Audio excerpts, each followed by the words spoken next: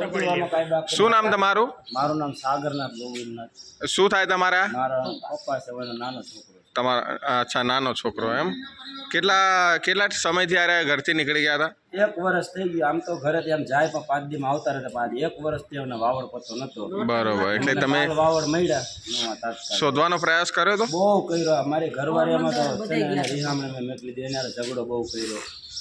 પછી તમે police station એવું પોલીસ સ્ટેશનમાં જાય પણ એમ કે એમના કેમ કેસ કરો, નામ કરો, તેમ કરો ને એવી રીતે અમને કોઈ જવાબ નતા દેતા. બરોબર ભણેલ માણસ નથી સાહેબ. કશો વાંધો નહીં. આમના અમે આપણે નકર વિરમ આ દાદાને આપણે વિરમ ગામથી લઈને આવ્યા હતા. તો અત્યારે એડ્રેસ બોલતા હતા પણ અમે કેવું કોન્ટેક્ટ કર્યો હતો પણ એમનું એડ્રેસ મળ્યું હતું નહીં. તો એક આપણે સાહેબશ્રીના હસ્તે એમનું મેળાપ થઈ રહ્યું. અને કેવું લાગ્યું તમને? સારું લાગ્યું? Okay okay. હવે તમારે સાચવવાની તમારી ફરજ છે, બરાબર?